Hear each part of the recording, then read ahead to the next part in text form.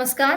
આપ જોઈ રહ્યા છો નિર્ભય ન્યૂઝ અને હું છું આપની સાથે રીતિ. પવિત્ર શ્રાવણ માસ ચાલી રહ્યો છે. આ પવિત્ર શ્રાવણ માસનું મહત્વ શું છે અને જે ભગવાન શંકરની પૂજા શા માટે શ્રાવણ માસની અંદર જ ખૂબ જ સારી રીતે કરવામાં આવે છે. ભગવાન શંકરનું આ મહિનામાં ખૂબ જ મહત્વ કેમ વધારે છે તે બધું જ આપણે જાણીએ વરિષ્ઠ પત્રકાર જગદીશ મહેતા પાસેથી. જગદીશભાઈ, આપનું ખૂબ ખૂબ સ્વાગત છે નિર્ભય ન્યૂઝમાં. નમસ્કાર બેન, નમસ્કાર. પહેલા તો તમને અને તમારા પરિવારને જે પવિત્ર શ્રાવણ માસ ચાલી રહ્યો છે તેમની ખૂબ ખૂબ શુભકામના. Same to you. ને જેટલા આપણા દર્શકો છે એને પણ ભોળાનાથ જે છે એ આવી જ તમને કોઈ ક્ષમતા આપે કે એના જીવનમાં જેટલી પણ કડવાશ, જેને શંકર ભગવાને તો ઝેર પીને કંઠ ધારણ કરી લીધું હતું, એમ દરેકના પરિવારમાં જે કાંઈ પણ હોય કડવાશ, તો એ કડવા ઘૂંટડા ઉતારવાની ક્ષમતા આપે અને માથે ચંદ્રબિંદી છે એવી શીતળતા આપે, જેથી કરીને મગજ ઉશ્કેરાટ ન રહે. એવી આપણે શ્રાવણની શુભકામના સાથે વાત શરૂ કરીએ બેન. બિલકુલ. જગદીશભાઈ, પહેલા તો તમારી પાસેથી એ સમજવું છે કે પવિત્ર શ્રાવણ માસનું આટલું મહત્વ કેમ છે અને ભગવાન શંકરની પૂજા કેમ ખાસ આ મહિનામાં સૌથી વધારે કરવામાં આવે છે. બેન, ભાગ્યે જ લોકો એના વિશે ચિંતન મનન કરે છે. બધાને એમ છે કે ભાઈ, જેમ આપણે બર્થડે હોય, આપણો જન્મદિવસ, તો દિવસ તો બધા 24 કલાક સરખા છે, સોમ મંગળ બુધ ગુરુ બધું સરખું છે, પણ બર્થડે છે એટલે તે દિવસે આપણે જન્માષ્ટમીના દિવસે કૃષ્ણને વધુ ને વધુ તે દિવસે, નહીં તો કૃષ્ણ તો બીજે દિવસે પણ એ જ છે. રાધાના કૃષ્ણ છે, યશોદાના કૃષ્ણ છે, એમાં કાંઈ ફેરફાર નથી. પણ કારણ કે જન્માષ્ટમી એનો જન્મદિવસ છે એટલે આપણે કહીએ છીએ કે એ બહુ મોટી વાત છે. એમ આ જે શ્રાવણ મહિનામાં જે છે, શ્રાવણ મહિનો પવિત્ર મહિનો એટલા માટે છે બેન કે મોટા ભાગના તહેવારો જે છે, તમે જુઓ આપણે શાસ્ત્રોક્ત રીતે, અને એટલે આને બહુ પવિત્ર માનવામાં આવે છે. મોટા ભાગના, બાકીના બધા જ દિવસોમાં તમે જે અત્યારે ઘરેણા પહેરો, કાલ લગ્નના ફંક્શનમાં જાઓ, એમાં ઘરેણા પહેરોમાં ફેર કે નહીં, તમે એ નહીં જુઓ, પણ તમે સ્વાભાવિક જે કોઈ પાર્ટીમાં જાઓ તો આસમાન જમીનનો ફેર પડી જાય આપણામાં. એના જેવો શ્રાવણ મહિનો છે. એ મહિનો એવો છે કે એમાં શરૂઆતથી માંડીને શ્રાવણ પૂરો થાય ત્યાં સુધી કેલેન્ડરના ડટ્ટામાં પણ બે બે ત્રણ પર્વોનું યાદી કરવી પડે. રાંધણ છઠે છે ને, પંચોડો બે છે ને, ફલાણી જયંતિ છે ને, ઢીકણા જયંતિ છે. તો સવાલ એ છે કે શ્રાવણ મહિનામાં મહાદેવની પૂજા આપણે લાખો કરોડો લોકો, હિન્દુસ્તાનના બધા લોકો બિલકુલ શ્રદ્ધાપૂર્વક કરે છે. એ તો ઠીક છે, પણ હું એમ કહું છું કે શ્રાવણ મહિનામાં શંકર ભગવાનને પૂજવા એના કરતાં પૂછવા, એટલે કે જાણવા, એ મારી દ્રષ્ટિએ વધુ જરૂરી છે. અને એ તમે જો જાણી લ્યો તો તમે સ્વયં જીવ જે છો ને એમાંથી પણ શિવત્વ તરફ તમે વયા બી જાઓ. અને કેવળ ફિલોસોફી બી નથી, મોટિવેશનલ સ્પીકિંગ પણ નથી.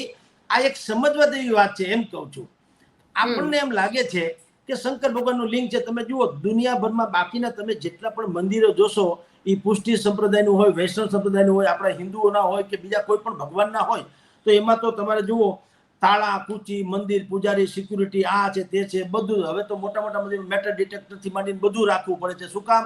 એની ભીતરે એટલો બધો તમને કહું કે ભંડાર ભર્યો હોય છે, સુવર્ણથી માંડીને પૈસા આદિ ઇત્યાદિનો, કે બધાની રખોપા કરવા અઘરા થઈ પડે. શંકર એ એકમાત્ર એવો દેવ છે, એનો કોઈ ઘાટ ઘડવાની જરૂર નથી. કંકર એટલા શંકર, એટલો સરળ માણસ. કોઈ પણ કાંકરો તમે કીધી, પથ્થર, ગામડા ગામમાં ક્યાંય પણ તમને આવો લંબ ગોળાકાર કાંકરો મળી આવે, પથ્થર મળી આવે, એટલે શંકર તમે ચંદન કરી દો એટલે વાત થઈ ગઈ પૂરી, પ્રાણ પ્રતિષ્ઠા થઈ ગઈ. એના માટે કાંઈ શાસ્ત્રોક્ત વિધિવત કાંઈ કરવાની જરૂર નથી. બીજું તમે જુઓ એના મંદિર, હવે આપણે ભવ્ય સોમનાથ બોમનાથ છે તો પ્રાણ પ્રતિષ્ઠિત મંદિર છે, જુદી કારણ કે જ્યોતિર્લિંગ છે. પણ હું આમ જનતાની વાત, આમ મંદિરોની વાત કરું છું. જે રીતે ગામડા ગામમાં હનુમાનની ડેરી હોય, એવું એક શંકરનું દેવાલય હોય. એ હોય ક્યાં? પીપળાના ઝાડ હેઠે, ખુલ્લામાં પીપળાના ઝાડ હેઠે લિંગ હોય, એમાં આવડો કેવો પથ્થર હોય. આ શું સૂચવે છે કે જુઓ, સાદગીથી મહાન કોઈ સિદ્ધિ હોતી નથી. એમાં ઝાકમ જોડની જરૂર નથી. શંકર ભગવાનનું વ્યક્તિત્વ સ્વયં આપણને એ કહે છે કે જુઓ ભાઈ, એને આપણે જેને ઘરેણા કહીએ, એ ઘરેણામાં એને તો શંકરે તો ગળામાં હાર નાખ્યો છે. આપણે હોનાના ચેન પહેરીએ એની જરૂર નથી. એમાં તો કાયદેસર હાર છે, એને બદલે નાગ દેવતા છે. કપડામાં વાઘ્ર ચંદ્ર, વાઘનું ચામડું વીટ્યું છે. એટલે કોઈ જીન્સ નહીં, કોઈ પેટીકોટ નહીં, કોઈ ફલાણું નહીં, કોઈ સુટેડ બુટેડ કુછ નહીં, વાઘનું ચામડું. પછી મેકઅપમાં પણ નો ફેર એન્ડ લવલી, નો કુછ, કાંઈ નહીં, ભભૂત લગાડવાનો, સ્મશાનની ભભૂત, બરાબર. બખાન ક્યાં કરું મેં તેરે રાખો કે ઢેર કા, ચપટી ભભૂત મેં હે ખજાના કુબેર કા. શિવ ભગવાન એમ કહે છે કે ભાઈ સૌંદર્ય તમારું છે એ ભીતરી હોવું જોઈએ. હું વાઘના ચામડા પહેરું છું, હાથમાં ચામડાનું મારી પાસે ડમરું છે, ડમક ડમક થાય એવું નહીં, એ ભૂતડા જાગે એવું. એ પાછું કોઈ કર્ણપ્રિય નથી, ડાક ડમરું, એ ડુહુક ડુહુક નો અવાજ છે, એમાંથી ભૂતડા જાગે. તમને મને ગમે એ જરૂરી નથી, કારણ કે આ કલ્યાણજી આણંદજી નથી, આ તો શંકરનું ડમરું છે, તાંડવ મચાવે. બીજું કે હું તમને એમ કહું છું, ગળામાં નાગ છે એટલે સુવર્ણની જરૂર નથી, ભસ્મ કર્યો એટલે મેકઅપની જરૂર નથી. ભગવાન શંકર એમ કે છે કે જુઓ ભાઈ, તમે મને જે પૂજવા આવો છો રાધર, એટલે કે જે શિવ ભક્તો છે એને આપણે વાત કરીએ કે શંકર શું કામ પૂજાય છે. તો એક તો એની સાદગી, પહેલી વાત તો એ. બીજું એ અજન્મો જય છે, એ અનાથ નથી. તમે જુઓ એટલે જ એને સૌથી મોટા એ સર્વનાથ છે, અનાથ નથી. એને બધા દેવાધિદેવ, બાકી બધા દેવ, આ દેવાધિદેવ સૌથી મોટા મહાદેવ એવું કહેવામાં આવે છે. અજન્મો જય, જેનો જન્મ નથી તો એનું મૃત્યુ ક્યાંથી હોઈ શકે? કારણ કે જેનો જન્મ છે એનો મૃત્યુ છે, એવું એક પ્રાકૃતિક વાત આપણે સાંભળીએ છીએ. પણ આ તો જન્મ જ નથી તો મૃત્યુ ક્યાંથી હોય? એટલે દુનિયાભરના જ્યારે 33 કરોડ દેવતાની માથે પણ આપણે શાસ્ત્રો વાંચીએ છીએ ત્યારે એની ઉપર પણ કોઈ કષ્ટ આવી પડે તો છેલ્લો ઉપાય શું છે? મહાદેવ પાસે જવાનો. જે રાક્ષસોએ પણ હાહાકાર મચાવવાનો, સમુદ્ર મંથન કરવાનો વારો આવ્યો તો બધાએ બાકી બધું એરાવત હાથીથી માંડીને જે કોઈએ જે મળ્યું હતું સારું સારું બધાએ લઈ લીધું. પણ જ્યારે હળાહળ ઝેર નીકળ્યું, હવે ઝેર કોણ પચાવે? પૃથ્વી ઉપર પડે તો પાતાળ સુધી ખાડો પાડી દે એવું ઝેર હતું. હવે ઝેર પચાવે કોણ? મેં કીધું તેમ એક જ હતા દેવાધિદેવ. એને આપણે એમ કે છે કે બહુ ભોળો છે. ના, એવું નથી. ઈ ભોળા નથી, ઈ તો હોશિયાર છે. ઈ ભોળા ના નાથ છે. જે લોકો ભોળપણ, જેને જે સ્વયંભૂ ભોળા છે, જેને કાંઈ ગતાગમ નથી, મોરારી બાપુ જેવું જ્ઞાન નથી કે બીજો કોઈ વિદ્વાન નથી, શંકરાચાર્ય જેવો કોઈ એને 18 વેદ કે પુરાણ, 4 વેદ ને 18 પુરાણનું એને નોલેજ નથી, કશું જ નથી. જે રીતે હરણાની રાહ જોતા જોતા એક શિકારીએ બીલીપત્રના ઝાડવા ઉપર ચડીને ટાઈમ પાસિંગ માટે બીલીપત્ર એક પછી એક તોડીને ટાઈમ કાઢતો હતો. હવે બીલીપત્ર તૂટીને નીચે પડ્યા ક્યાં? શંકર ભગવાનની લિંગ ઉપર, થાળા ઉપર. હવે ત્યાં પડ્યા, ભગવાન રાજી થઈ ગયા કે મને કહો કે બીલીપત્ર ચડાવ્યા અને એ કે માગ માગ. એ જે કથા છે એ કથાનક જે છે ને એ તો ખાલી સિમ્બોલિક છે. એ કથાનકનું ગુજરાતી શું છે એ તમને કહું તો આપણે સમજવા જેવું શ્રાવણ મહિનામાં છે. એ શું કહું એમ કે બીલીપત્ર થી શંકર રાજી થાય એટલે શું છે? બીલીપત્ર જે છે ને એ ઉપેક્ષિત ઝાડવાઓમાંનું એક છે. તમે આસોપાલવના તોરણ જોયા હશે, તમે આંબાના પાનના તોરણ જોયા હશે, કેળના પાંદડા હોય એની સત્યનારાયણ ભગવાનની માંડવી હોય તો કેળના પાંદડાથી બની હોય, એ તમે જોઈ હશે. ક્યાંય બીલીપત્રના તમે ક્યાંય તોરણ જોયા છે? નહીં જોયા હોય. બીલીપત્રને કોઈ શોષણ પોષણ કરતું નથી, જંગલમાં એની આપોઆપ ઈ ઉત્પન્ન થાય અને જીવે ને ખરી જાય. ક્યાંય કોઈ બીલીપત્ર, એ તો હવે આપણે બધા થોડું ઘણું આ ઇલેક્ટ્રોનિક મીડિયાથી માંડીને જગતભરમાં બધું આવ્યું અને આપણને પણ આપણા અનેકો પાપ કયો તો પાપ ને આપણને જેમ કયો કે ભીતિ હોય તો ભીતિ પણ અને કાં સમજણ કે હવે આપણે બીલીપત્રને થોડું માન આપવા માંડ્યા. એક જમાના પાસે જંગલનું ઝાડવું હતું, ઉપેક્ષિત, કારણ કે એ આંબો નતો, આસોપાલવ નતો, એ ઉપેક્ષિત ઝાડવું હતું. ભગવાન શંકરે એમ કીધું કે તમે ઈ પાંદડા મારી ઉપર નાખો, એને હું મુગટ માની લઈશ. એટલે બીલીપત્રનું વજન વધી ગયું. એને ફૂલ ચડે છે નું ધતુરાનું ફૂલ, ગુલાબનું નહીં ને ડોલરનું નહીં, બાકી જાસૂદના ફૂલ ને ગણપતિ ભગવાનને ધરાય છે, દુનિયાભરના ફૂલો છે, એ તો બધા મહેકે મહેકે હોતા હે. પણ ધતુરાનું ફૂલ ઉપેક્ષિતમાં ઉપેક્ષિત, કારણ કે એનો ગંધ નથી, સ્વાદ નથી, દેખાવ નથી, કાંઈ સૌંદર્ય નથી. તો એવું ફૂલ હતું ઉપેક્ષિત. એટલે આજે જે નરેન્દ્ર મોદી કે સબકા સાથ સબકા વિકાસ, એનો મૂળ મંત્ર તો છે ને શંકર ભગવાને કીધું કે આમ કરવું જોઈએ, કે આને સાથમાં લ્યો, સબકા સાથ બીલીપત્ર, ધતુરો, ઉપેક્ષિતમાં ઉપેક્ષિત જે છે એને હું ધારણ કરું તો એનો વિકાસ. ને આજની તારીખે તો હવે ધતુરાના ફૂલ અને બીલીપત્રના વજન ભાવ વધી ગયા તો આપણે જાણીએ છીએ. તો સવાલ એ છે કે ઉપેક્ષિતોનો સ્વીકાર એ શંકરનું બીજી પણ વાત છે. ત્રીજી વાત, એની પૂજા પદ્ધતિ જુઓ સાહેબ. આપણે બાકી બધાને તો તમે જુઓ સવારની, તમે એને સવારના જ્યારે ભગવાન જાગે ત્યારે પેલી મંગળા આરતી, પછી રાજભોગ આરતી, પછી બપોરની પછી રોંઢાની જે થાય, પછી સાંજની સંધ્યા આરતી, અને પછી રાત્રે જે સુઈ જાય ભગવાન ત્યારે શયન આરતી. આવી અલગ અલગ પ્રકારની આરતીઓ વખતે એના અલગ અલગ યુનિફોર્મ હોય ભગવાનના, અલગ અલગ પ્રકારના થાળ ધરવામાં આવે, અલગ અલગ પ્રકારના શૃંગાર હોય, અલગ અલગ પ્રકારની એની કવિતા, શ્લોક, પ્રાર્થના, ગીત જે કઈ ગણો એ પણ બધું અલગ અલગ હોય. આટલું બધું જો આપણી પાસે હોય ધરવા કરાવવાથી માંડી બધુંનું, તો પછી શંકર કે ભગવાનને પૂજવાની જરૂરત ક્યાં છે? જો તમારી પાસે બધું જ હોય તો તમારી પાસે કાંઈ નથી તો તમારે ભગવાન પાસે મેળવવું હોય તો. એટલે ભગવાન શંકર તમે જુઓ, મફતમાં મળતું બીલીપત્ર, કોઈ હાથ ન લગાડે એવું ધતુરાનું ફૂલ, અને પાણી, કેવળ જળાભિષેક, કેવળ પાણીથી ભગવાનને નવરાવ, બધું આવી ગયું. બીજું કઈ જોતું જ નથી કે તમારું, સમજી લો. કોઈ દી ભગવાનના લાડવા, અને આપણે સાંભળ્યું શંકર ભગવાનના લાડવા, એનું લાડવા બડવાનું કઈ હોય નહીં. એ તો આટલી જ વાત છે. 3 આમ પાણીના ઝાડ, એક બીલીપત્રમ, એક પુષ્પમ, એક લોટા જલ કી ધાર, દયાળુ રીજ કે દેત હે ચંદ્રમૌલી ફલ 4, વ્યાઘાંબરમ ભસ્માંબરમ જટાજૂટ લિબાસ, આસન જમા કે બેઠે હે કૃપા સિંધુ કૈલાસ. કાંઈ જરૂર નથી, સિમ્પલ એન્ડ સોબર. એના મંદિરને તાળા નથી હોતા. મંદિર જ નથી, તાળા ક્યાંથી હોય? પીપળાના ઝાડવાની હેઠે હોય, ખુલ્લો પથ્થર એક હોય ગોળમોળ, એમાં શંકર ભગવાન બેઠા હોય. હવે એમાં શું એની પાસે છેતી લૂંટી જાવ? કઈ છે જ નહીં. તો બાકી તો બધું જ છે. બખાન ક્યાં કરું મેં તેરે રાખો કે ઢેરકા, ચપટી ભભૂત મેં હે ખજાના કુબેર કા. ઇન્દ્ર રાજાની જે એના કરતા પણ વધુ સારો મહેલ અગર કોઈનો ત્રિલોકના નાથમાં હોય તો એ છે કુબેર ભગવાનનો. એ કુબેરનો મહેલ તો ભગવાન શંકરે શિવ પાર્વતીજીને લગ્નની ગિફ્ટ આપી દીધી. અનિલ મુકેશ અંબાણીએ અત્યારે બેનને આપે છે એમ, એવી ગિફ્ટ આપી હતી. પણ પછી ભોળો કોને કે બોલાય કીધું, ઓહો આ તો બહુ સારું છે, મારા જેવાને આવું મળ્યું હોય તો મજા કરતો. તો તું મજા કર, દે દિયા क्या क्या नहीं दिया मैं तुम्हें क्या प्रमाण दूं, बसे गए कितने આ દેલોક વો તેરે દાન છે. ભગવાનને કે તારા દાનથી કેટલા પણ દિવ્ય દેવાલયો બની ગયા, તારા વખાણ અમારે પ્રમાણે આપવાની ક્યાં જરૂર છે?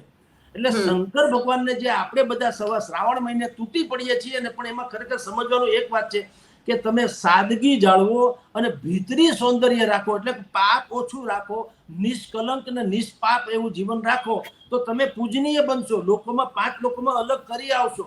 તમને લોકો એટલા જ સન્માન આપશે, ભલે તમે ગરીબ હોય. તમે જુઓ, ગણિકા હોય, ગણિકા એ કેટલી સૌંદર્યવાન ભલે હોય, અને એને ગમે તેટલા શૃંગાર ભલે ધારણ કર્યા હોય, પણ એક મજૂરણ બાઈ હોય, શ્રમિક મહિલા, શ્રમિક, પણ તમે જુઓ એના ચારિત્રની સૌંદર્યતા કેટલી બહાર છે કે ગણિકાનું સોનું અને સૌંદર્ય એની કોઈ વેલ્યુ નહીં.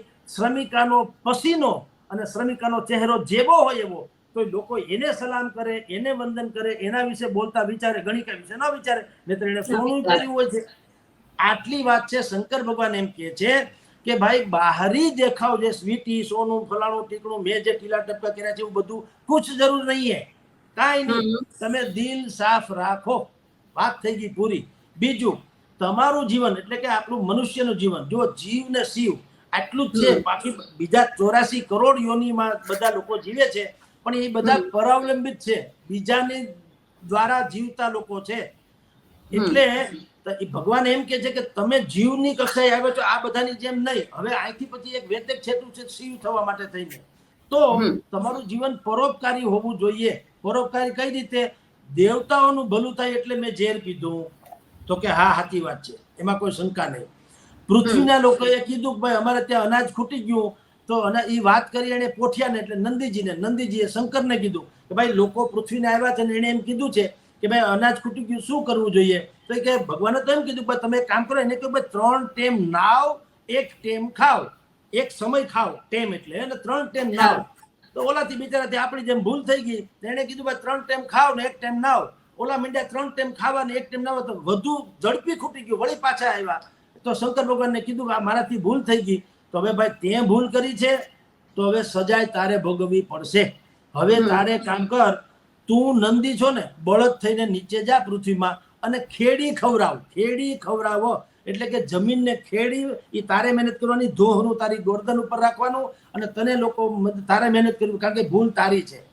સરકારે પણ આમાંથી શીખવું જોઈએ, તમારે મારે શીખવું જોઈએ, સંસારના તમામ લોકોએ શીખવું જોઈએ.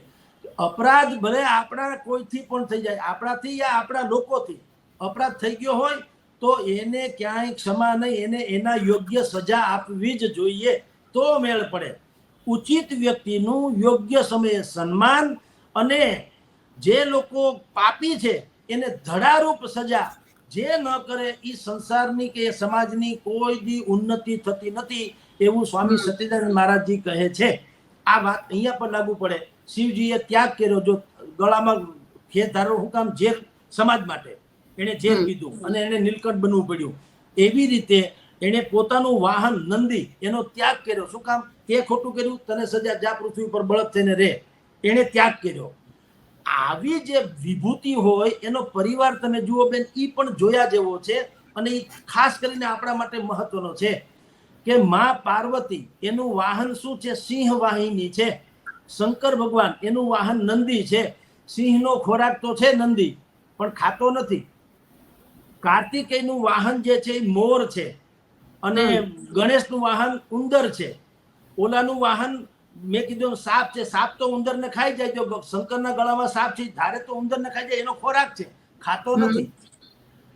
આ બધા જ લોકો વિપરીત માનસિકતા વાળા, એકબીજાને ભક્ષી શકે એવો, એકબીજાના ખોરાક ના હોવા છતાંય ખોપીને રહે છે. શું કામ? જે ઘરનો વડીલ, જેમ કે આમાં શંકર ભગવાન, જે ઘરના વડીલ સમાજના કડવા ઘૂંટડા ઉતારીને પરોપકારી રીતે જીવતો હોય, એના કુટુંબમાં ગમે એવી વિપદા વાળા લોકો હોય તો જો સોંપીને તમે રહ્યો તો કાંઈ વાંધો આવતો નથી ને આખું કુટુંબ પૂજાય. ખાલી એક વ્યક્તિ નહીં, સમાજના કડવા ઘૂંટણા પીનારો જે વ્યક્તિ છે, આમાં ગણેશ બાપા પૂજાય છે. ગણેશ તો સૌથી પહેલા પૂજાય છે. કાર્તિકેય પણ પૂજનીય છે, માં પાર્વતી એ પૂજનીય છે, શંકર તો છે જ છે. નંદી પણ પૂજાય છે, પોઠિયો પણ પૂજાય છે, કાચબોય પૂજાય છે, મોરે પૂજાય છે, નાગે પૂજાય છે. તમે કલ્પના તો કરો, બધા જ પૂજાય છે. શું કામ? કારણ કે એ સંપીને રહે છે. તો જેના ઘરમાં સંપ હોય એ શિવાલય જ સમજો, એ જીવાલય નથી, એ શિવાલય છે, જ્યાં સંપીને રહેતો. અને સંપીને ક્યારે રહેવાય? એકબીજાને ખબર છે. મોર નાગને ખબર છે કે ઉંદરડાને ધારે તો ઉંદરડાને ખાઈ જ જાય. સિંહને ખબર છે કે એ બળદને ખાઈ જ જાય. શક્તિ બધી હોવા છતાં આમ પણ ક્ષમા વીરસ્ય ભૂષણમ કહેવાય. તો નબળા માણસની ક્ષમાનું આવે એવું તો છૂટકો જ નથી ને. તમારા ઘરમાં ખાવાનું બધું જ હોય અને તમે ઉપવાસ કરો તો એની મહિમા છે. ભૂખડી બારસ હોય એનો ઉપવાસનું શું મહત્વ? આપણે ખાવાનું કઈ છે જ નહીં તો ઉપવાસ જ છે ને અમસ્તાય પણ. એટલે એનું મૂલ્ય નથી. તમારી પાસે બધું હોવા છતાં તમે ઉપવાસ કરો છો, એનું મૂલ્ય છે. ખરો ઉપવાસ શું બેન ખબર? આપણે શ્રાવણ મહિનામાં બધા કે હું એક ટાણા કરું. આપણે એક ટાણા નથી કરતા, આપણે તો અલગ ટાણા કરીએ છીએ. કારણ કે રોટલા ને એ ખાતા કંટાળ્યા હોય તો આમાં નવી નવી વેરાયટી મળે તમને સારામાં સારી. સમજ્યા? રતાળુનો શીરો બીરો આ ઘણું બધું બને છે. ફરાળી ઢોસા મળે છે. હવે તો ઢોસા સુધી પહોંચી ગયા. ખરેખર બેન જે ઉપવાસ છે એ શું છે? તમારે આખા દિવસ દરમિયાન તમારે જેટલું તમારા માટે તમે જે બનાવો છો સારામાં સારી થાળી, એટલું બલકે એનાથી સવાયું કરી એવું જ ટેસ્ટી, એટલું જ હેલ્ધી, એમાં જરાય 50 નહીં, એવું જ હેલ્ધી ને એવું ટેસ્ટી બનાવી અને તમે એવા ભૂખ્યા લોકોને ખવડાવો જેને અન્નનો મહિમા હોય, જે તલપતો હોય કે ભાઈ કોઈ હિસાબે મને ક્યાંકથી જો ખાવાનું મળી જાય તો સારું. આપણે શું કરીએ છીએ? મંદિરના પૂજારીને કહીએ, બધા લોકો એને પૂજારીને કહી આવે તમે આવો અમારી ત્યાં જમવા, તમે અમારી ત્યાં જમવા. હવે એને મૂલ્ય ન, કારણ કે એને 50 જણા બોલાવવાવાળા હોય છે, બરાબર? મકર સંક્રાંતિ આવે છે, આપણે બધા ઘાસ નાખીએ, ગાય ને એટલું બધું નાખીએ કે આફરો ફાટી જાય એનો, ગાય ખાઈને. કારણ કે એને તો બુદ્ધિ લાંબી છે, એની ખાધા કરે અને પછી આફરો થઈ જાય એટલે કે ફૂલી જાય અને કેટલીક ગાયોમાં તો મરી પણ જાય. કારણ કે એ કરે બધું આપી દઈએ છીએ. ખરેખર જે છે ને નીડેડ પર્સન જે હોય ને એને આપવાની જરૂર છે. જેમ અત્યારે કે ને ભારતીય જનતા પાર્ટી નથી કહેતા કે કોનો ઉત્કર્ષ કરવાની વાત છે? છેવાડાના લોકોનો, એનો ઉત્કર્ષની વાત છે તો એનો ઉત્કર્ષ શંકર ભગવાન પણ એમ જ કહે છે કે તમે અમારા શ્રાવણ મહિનામાં જો ઉપવાસ કરવાના હો તો ઉપવાસ કઈ રીતે કરવાના, તમે ભલે જે ખાતા એ સમજ્યા, હાલો ની સૂકી ભાજી કે માંડી લાઈક ધેટ, પણ તમારે જેટલું જોઈએ છે આખા ઘરને એનું થાળ બનાવો. અફલાતુન જેમ ઠાકોરજીને થાળ, તમે ઠાકોરજીને 90% લોકો ધરે છે. આપણે તમે જો ઘણા લોકો કહેતા હોય છે કે અમારે અહીંયા પેલી થાળી ઠાકોરજીની, એને ધર્યા વગર અમે જમતા જ નથી. પણ આ જ ઠાકોરજી જો હકીકતે જમવાનું શરૂ કરી દે ને તો ઘટી જાય શ્રદ્ધાળુઓની સંખ્યા.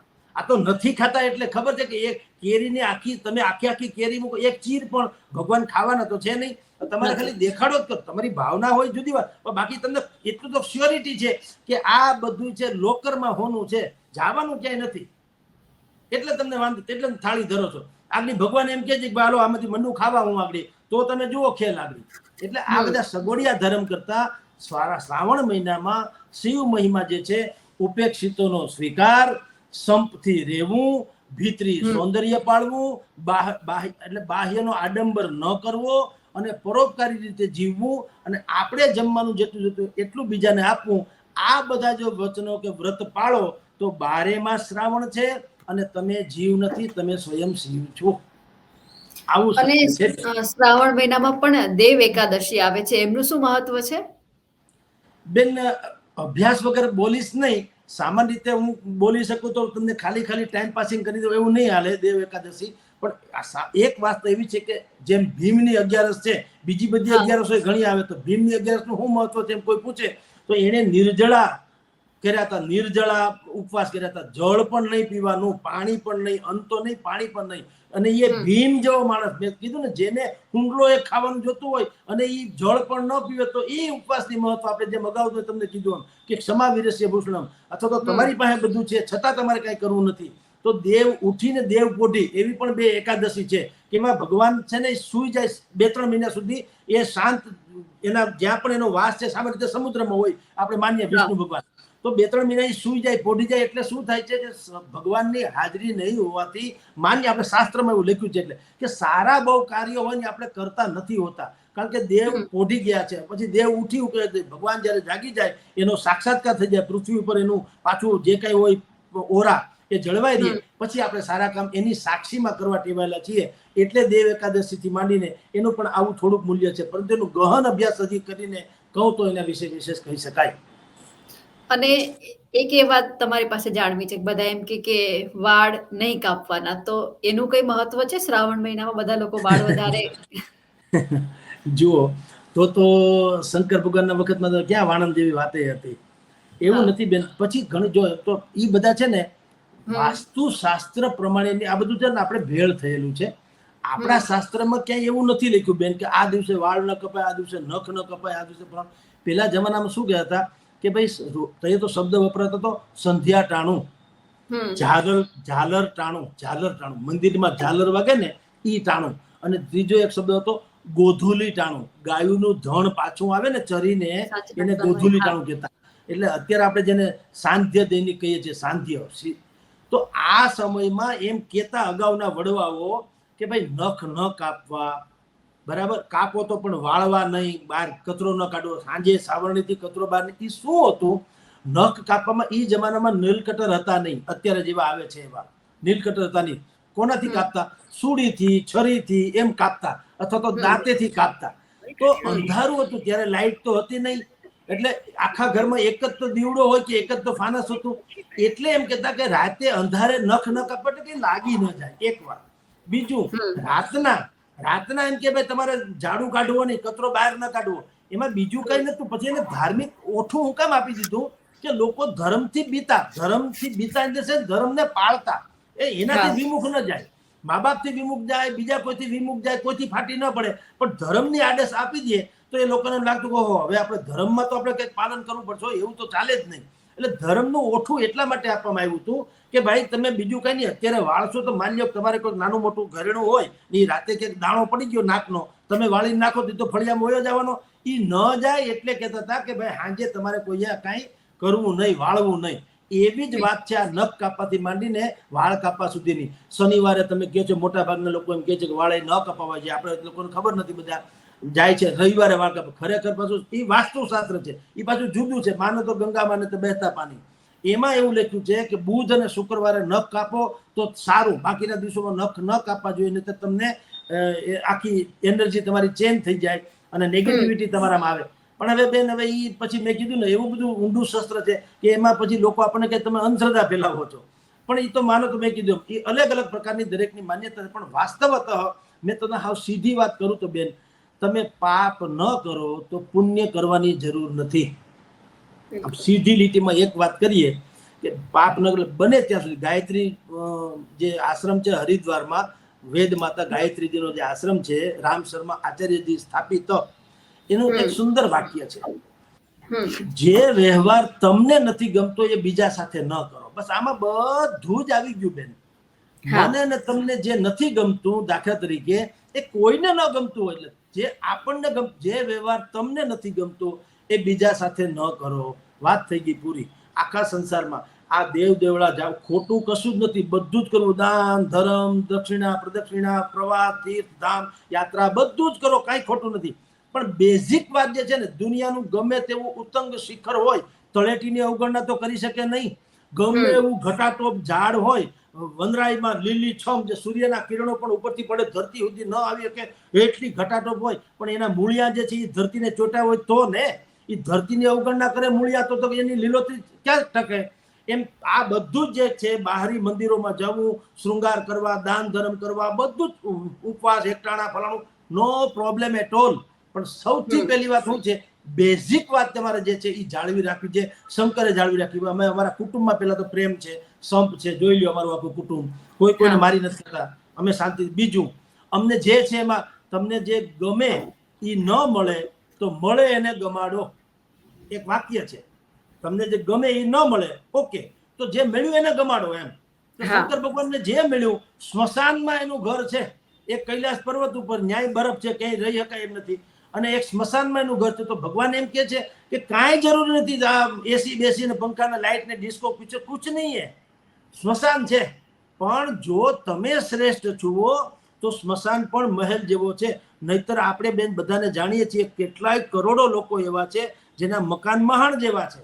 મેં એક જમાએ કહ્યું, મેં એક વાક્ય વાંચેલું છે કે હું, ગુણવંત શાહે કરેલું વાક્ય છે. ગુણવંત શાહ આપણા બહુ પ્રતિષ્ઠિત, લબ્ધ પ્રતિષ્ઠિત લેખક જે છે, એનું બહુ બહેતરીન વાક્ય છે કે હું એવા કરોડોપતિ, લાખો લોકોને ઓળખું છું, અમીર લોકોને. હું એવા લાખો અમીર લોકોને ઓળખું છું જેની પાસે પૈસા સિવાય કાંઈ નથી. વાક્ય એવું છે કે હું એવા લાખો ગરીબ લોકોને, ગરીબ, અમીર નહીં, સોરી, ગરીબ લોકોને ઓળખું છું જેની પાસે પૈસા સિવાય કાંઈ નથી. એટલે કેવળ પૈસા છે, મા બાપનો પ્રેમ નથી, ભાઈ બહેનનો પ્રેમ નથી, કુટુંબમાં શાંતિ નથી, ક્યાંય એકતા નથી, આડોશ પડોશમાં ક્યાંય બોલે વ્યવહાર નથી, જીવને શાંતિ નથી, કાંઈ છે જ નહીં. તો પૈસા બેંકમાં તો છે કરોડો રૂપિયા, શું કરવાના એમ કહું. એટલે શંકર ભગવાનનું જે છે એ વાત એમ કે છે, કશું જ નહીં હોવા છતાં જો જે મળ્યું એને મેં ગમાડ્યું. મહાન મળ્યું, વેલકમ. નાગનો મેં અહીંયા કંઠ ધારણ કર્યો, એમાં વેલકમ.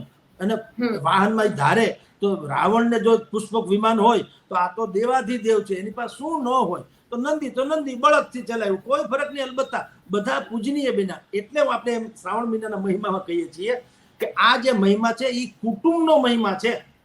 આ જે માસ છે, જે શ્રાવણ માસ, શંકર ભગવાન પાસેથી કૌટુંબિક પ્રેમ કઈ રીતે મેળવવો ને શું કુટુંબ હોય તો શું થાય, તમે જીવમાંથી શિવ ને શિવ તત્વ પામી શકો એમ છે. બાકી બધી જે છે એ કેવળ કર્મકાંડ છે. જો એ કરો તો ઘરમાં, મારા ફાધર ઘરમાં, મેં તમને કહ્યું દાખલા તરીકે, મારા ફાધર છે એ ભૂખા તરસ્યા હોય અને હું શંકરને જળાભિષેક કરું કે એને હું થાળ ધરું, શેરડીનો રસ નાખું, હે ભગવાન મને ધનપતિ બનાવી દેજે, હું મધ, સકરાદી, હું તો પંચામૃત બધું. પણ મારા પોતાના ફાધર, મેં કીધું ઘરે રાહ જોતા હોય કે આવે મને જમાડે, તો એ પૂજા બરાબર ન કરે, પેલા એને જમાડવું જોઈએ. એટલે શંકર ભગવાન આવું બધું કહે છે કે તમે તમારી જાતને શ્રેષ્ઠ બનાવો, તમારું જે કુટુંબ છે એનો પ્રેમ જાળવી રાખો, બધા સંપથી રહ્યો, કોઈ કરતા કોઈ વાદ વિવાદ ન કરે, અને પરોપકાર વાળું જીવન જીવો તો શ્રાવણ મહિનો શ્રેષ્ઠ બની જાય. ઓકે, બિલકુલ જગદીશભાઈ, આપ અમારી સાથે જોડાયા અને શ્રાવણનો મહિમા સમજાવ્યો. આપનો ખૂબ ખૂબ આભાર. ધન્યવાદ. ઓકે બેન. તો તો અમે જે રીતે તમને આ વાત કરી છે કે શ્રાવણનો મહિમા શું છે, શ્રાવણના મહિમાના માધ્યમથી અમે તમને સાચા અર્થમાં કુટુંબનો મહિમા સમજાવ્યો છે. જગદીશ મહેતા પાસેથી આપણે આ શ્રાવણનો મહિમા સમજ્યો.